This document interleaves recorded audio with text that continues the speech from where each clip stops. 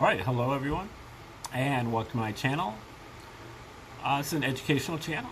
We try to help you out by informing you about great theories of everything, all-encompassing theories, grand unifying theories, and also earth-shattering discoveries from usually pretty obscure sources, things that you probably never heard of before, but if you did, they'd make a big difference in your life. And this is our 180th Bible Decode, all coming from the New Testament. And we've been exploring, mostly in recent times at least, the Roman origins hypothesis for the New Testament. That is, that the New Testament was written by the Romans, by the Caesars, and in particular, it was written by the Caesars of the Flavian dynasty, and that is from 69 until 96 AD, and it features Emperor Vespasian and his two sons, Emperors Titus and Domitian. And Vespasian and Titus were just coming off a war that they were generals in. And then eventually Vespasian was appointed emperor, and Titus took over for him when he died in 79 AD, just a couple months before Vesuvius erupted. And the theory goes that they wrote the Gospels, and then they backdated the story by 40 years or more, back to the early 30s AD. But at the same time, they also wrote a history, which was a history of the Jewish war between the Romans and the Jews, the one that is Vespasian and Titus were the protagonists in the history, 7 volumes, called the Jewish War, or War of the Jews, and they wrote that under the name of Josephus. And Josephus may or may not have existed, and he maybe a pseudonym, or maybe a whole team of people, but regardless, he emanated from Rome. According to his autobiography, he was basically adopted by the Roman royal family, the Flavians. He began to call himself Flavius Josephus, and they made him one of the court historians and put him up at a townhouse at Caesar's Palace, where he lived the rest of his days. And so whoever Josephus was, he was a representative of the Flavians. But if you read Josephus, and his Christians know of Josephus because he was really the only, absolutely the only corroborating person who gave corroborating evidence of the existence of Jesus in the first century.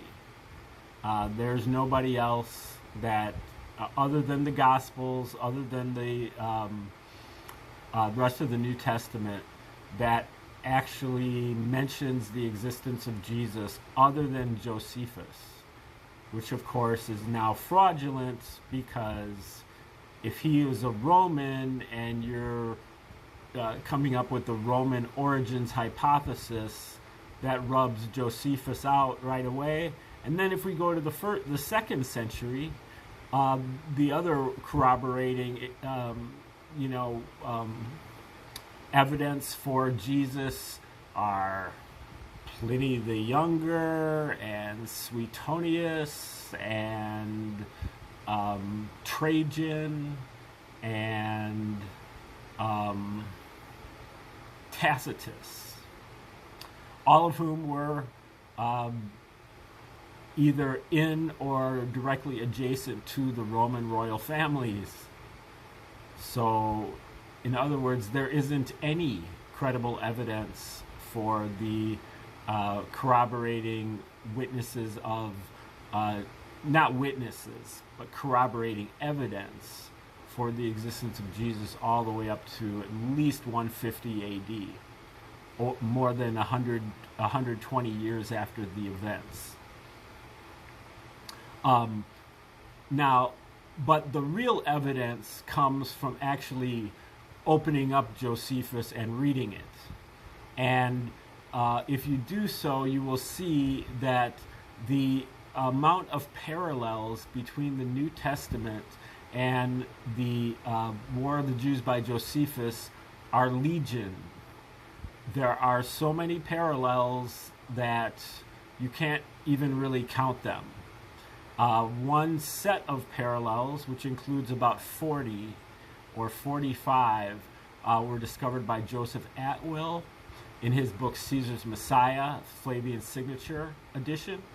Came out in 2010, where he touched on it in the first edition as well, that came out in 2005.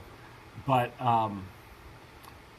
he compares the 3-year ministry of Jesus in the New Testament with the 3-year military campaign of Titus in Josephus, his War of the Jews. Now, in particular, he's looking at the book of Luke, Atwill is. So the book of Luke and Josephus.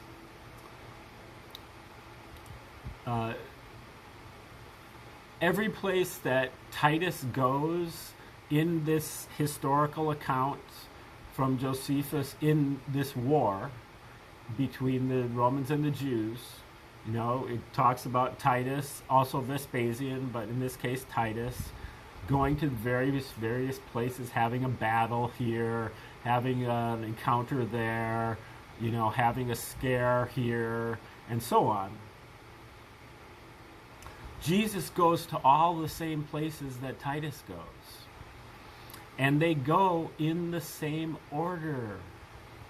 And every place that they go, they encounter a parallel event.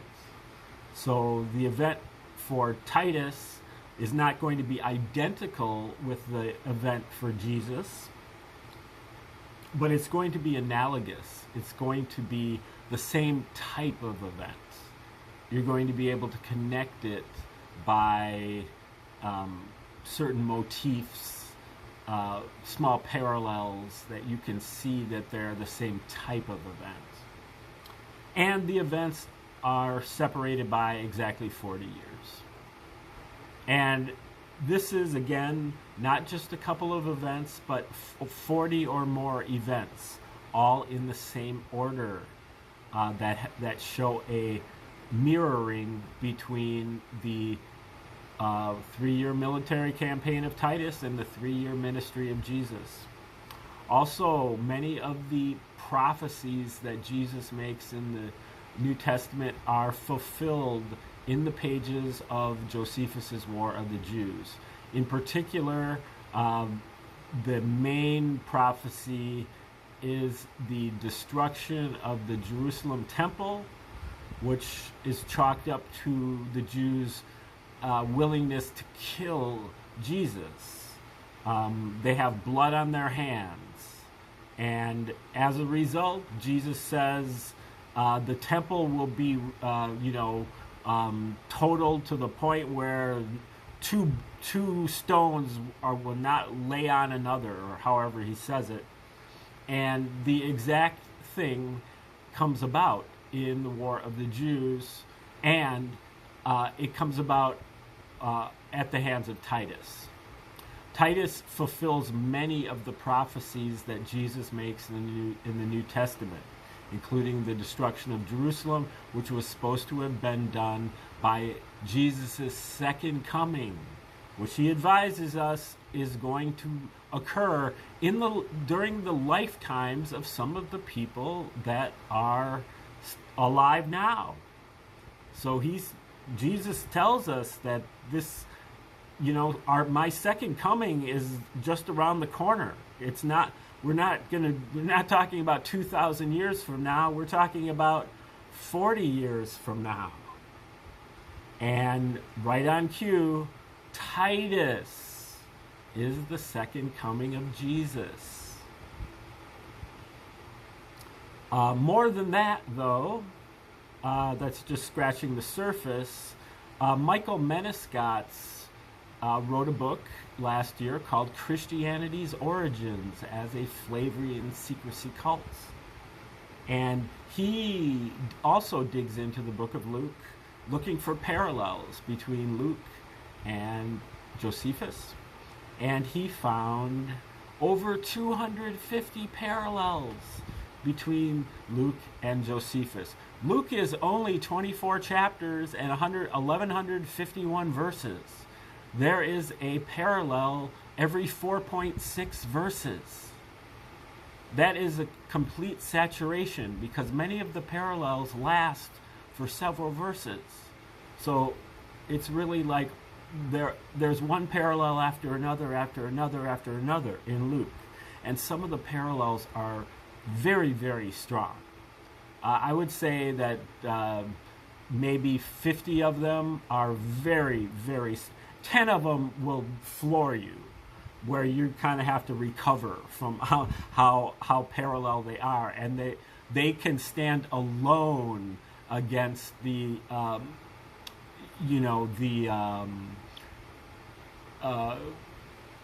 probability laws or the standard deviation.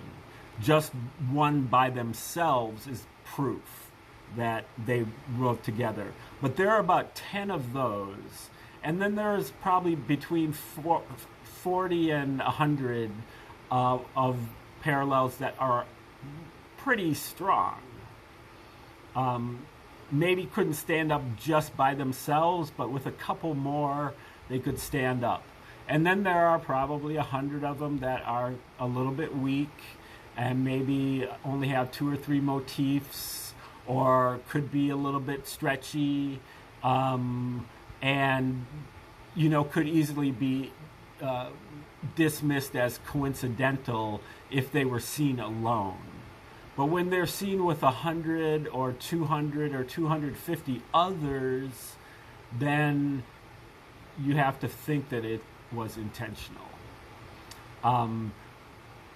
Maybe a couple of them weren't intentional, but altogether they were intentional. And this is definitely proven when Menescotts decides to graph the parallels, using the book of Luke on the vertical axis and War of the Jews on the horizontal axis.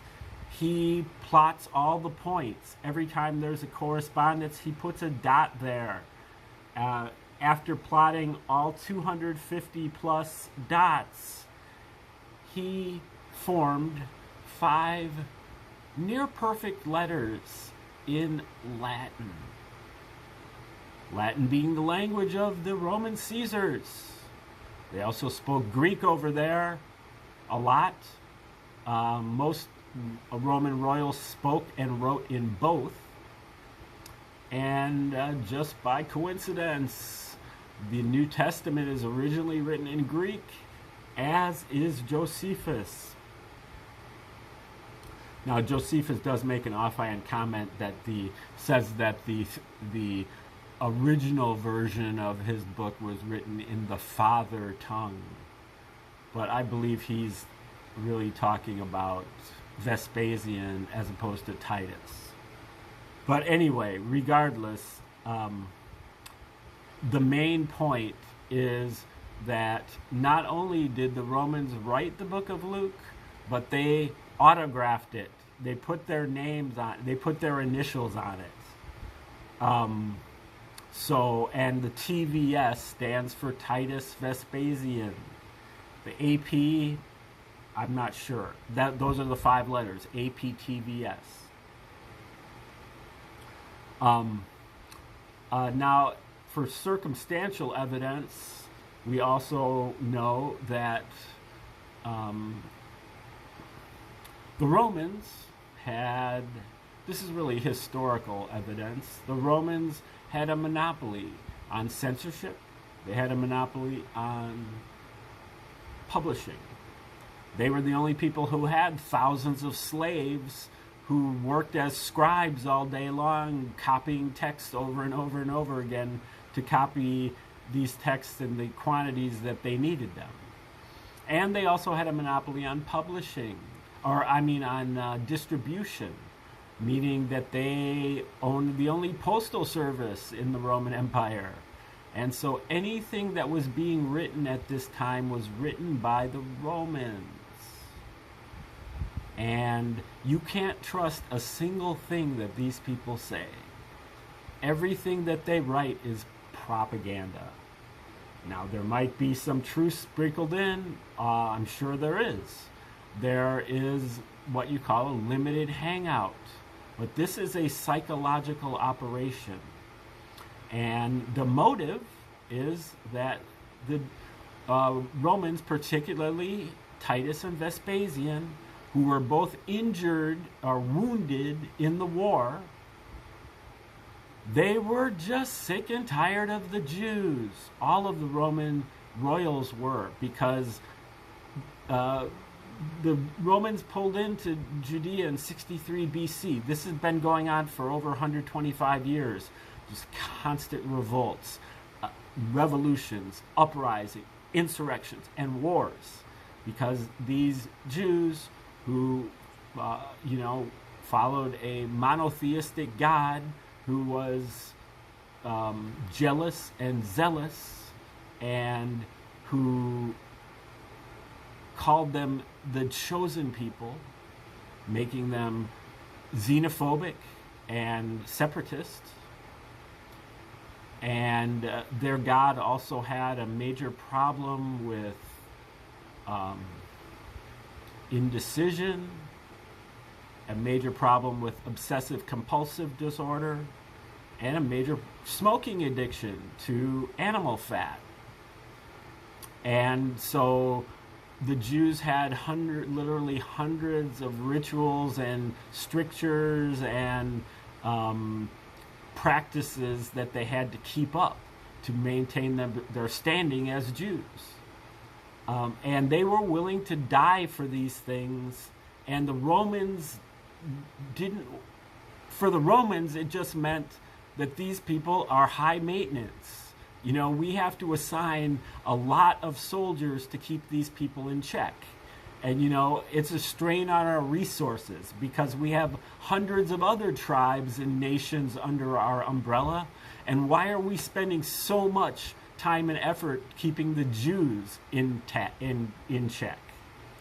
And so they took advantage of the fact that they knew that the Jews were waiting for a Messiah from the Old Testament prophecies. And really, 3 self-proclaimed Jewish messiahs. The Messiah that the Jews were waiting for was a military commander who would come in and overthrow the Romans, or whoever the foreign colonial power was. In this case, the Romans. And so the Romans took advantage of that, and they wrote about a Jewish Messiah who was instead a Prince of Peace, and believed in rendering unto Caesar what is Caesar's, turning the other cheek to oppression, walking an extra mile with the Roman soldier's backpack, believing that the Roman uncircumcised slave-owning centurion was the possessor of the greatest faith in all of Israel, and to ask his own God to forgive the Romans, for they know not what they do. So that was the motive. The MO is right down the alley of the Romans, psychological operations in order to deceive through religion. They have done that a number of other times in the first century. Titus created at least 2 other religions. Vespasian created at least 1 other religion.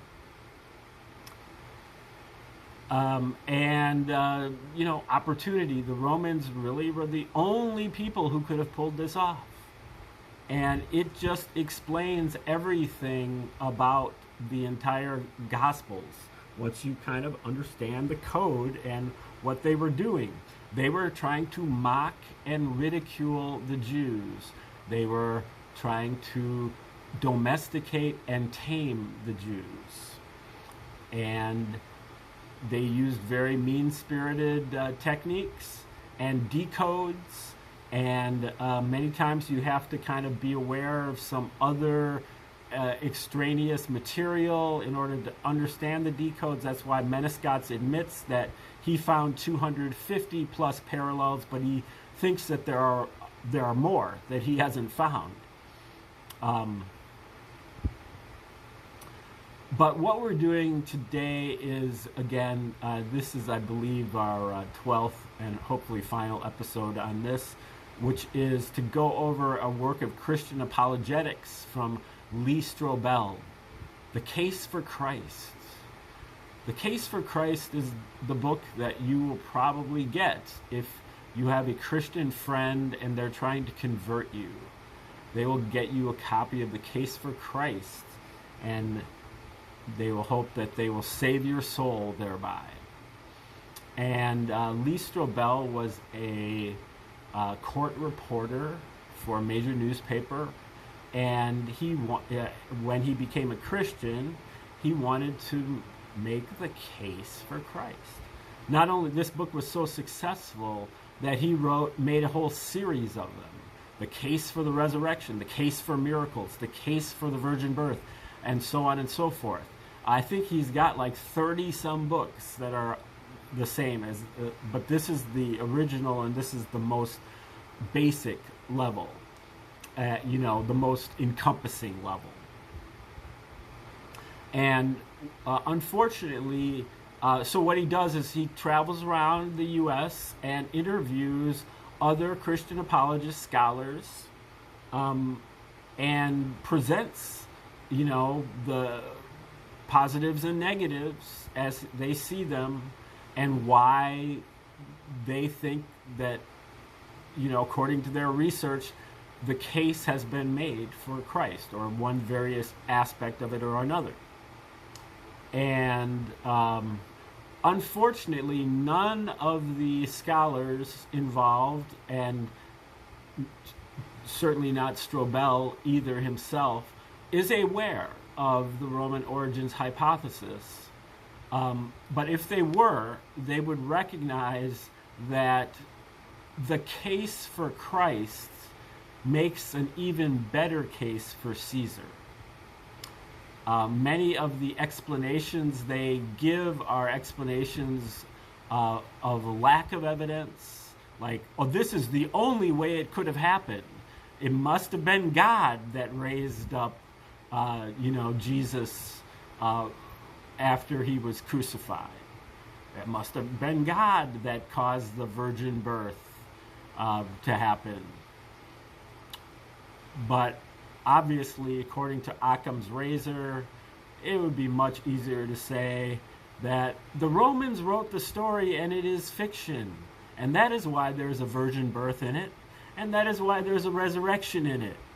Because it's part of the fiction that this Roman psychological operation. Okay, so we're about to start chapter 14. I'm not sure what so-called scholar. His name is Moreland. He says they were willing to die for their beliefs, the apostles.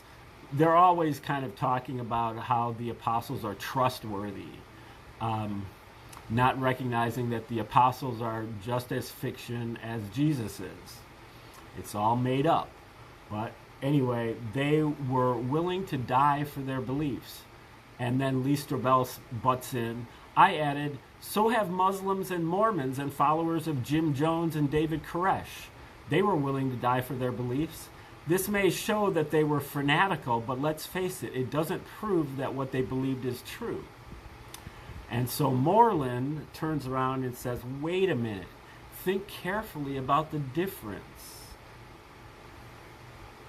Muslims might be willing to die for their belief that Allah revealed himself to Muhammad, but this revelation was not done in a publicly observable way. So, they could be wrong about it. They may sincerely think it's true, but they can't know for a fact because they didn't witness it themselves. The lack of awareness, self-awareness there is pretty palpable. However, the apostles were willing to die for something they had seen with their own eyes and touched with their own hands. They were in a unique position not to just believe Jesus rose from the dead, but to know for sure. Except for the fact that the whole thing is a fiction. And when you've got 11 credible people with no ulterior motives, with nothing to gain and a lot to lose, who all agree they observed something with their own eyes, the historian Josephus tells us that James, the brother of Jesus, who was the leader of the Jerusalem church, was stoned to death because of his belief in his brother. That's definitely contested. There's a lot of scholars out there who think that the James that's being described by Josephus in this passage, I mean, this is not even relevant because Josephus didn't exist. None of this stuff is real. But even if it is real, the James that Josephus refers to that was stoned to death, he had a brother named Jesus. But it says his brother Jesus, who they called the Christ. That part is like an interpolation, it's possibly a what you call marginalia, a note in the margins, but it's actually a different Jesus that is the brother of James, because he's called Jesus, the son of, not Joseph, Jesus, the son of something else. And so, incidentally, in Josephus's work, War of the Jews, there are 6 or 7 characters named Jesus. And every one of them is a mockery of the Jesus in the New Testament. None more of a mockery than the woe-saying Jesus. There's a passage in Luke, I think Luke 11, but I'm not sure, where Jesus starts to rant, woe to this, and woe to that, and woe to this, woe to lawyers. And there's a Jesus in Josephus as well, who is living in Jerusalem during the time of the siege by the Romans. And apparently, he didn't shut up for like 7 years. He was always saying, woe. Woe to this, and woe to that, and woe to... And he also says, woe to lawyers. And then he says, and woe to myself. And at that very moment, a giant boulder that was slung by the, catapults that the Romans had, hit him and killed him. And so right when he changes his tune and says, and woe to me, he is killed. And that is the woe-saying Jesus. But there are several other Jesuses in Josephus that are just also a mockery of the Jesus in the Gospels. So he's back to Moreland. He says, why did James's life change? Paul tells us the resurrected Jesus appeared to him. There's no other explanation. So there we have it again. These people apparently have like no imagination. If they can't come up with another explanation of why James's life changed, Paul tells us the resurrected Jesus appeared to him. There's no other explanation. So they're always, Strobel and these apologists are always using these lack of evidence descriptions, and also the everyone knows that, or everybody agrees with this.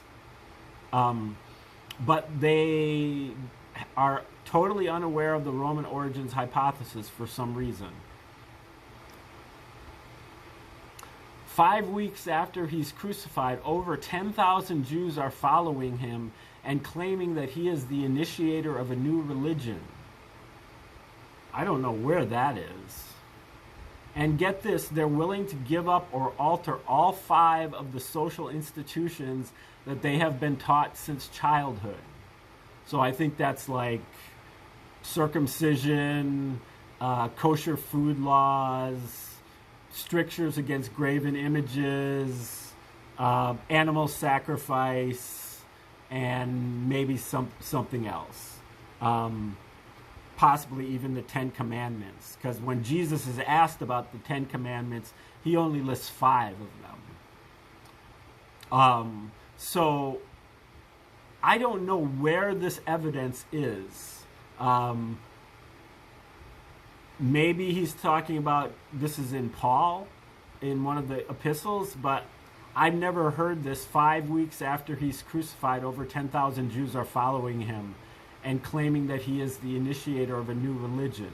And they're willing to give up. So this is very, I'd say, strong evidence for the existence of the Roman origins hypothesis, because he's showing that their psychological operation is working perfectly. That's exactly what the Romans want. They want the Jews to give up all of their rituals and what he calls social institutions. You know, they want them to give up all of that stuff that makes them so separatist and difficult to govern. They want them to be easily governable. And, you know, a critic might say, well, you know, there's such, good stuff in the New Testament. Love your neighbor and, you know, love your enemies and so on and so forth. Well, the Romans wanted you to be a good person. They wanted you to be a hard worker who was honest, who didn't break the law, and who paid their taxes. That's what they wanted. So so they put in a lot of stuff from Roman Stoicism and cynicism and Platonic philosophy, a lot of other pagan philosophies, and some Jewish stuff.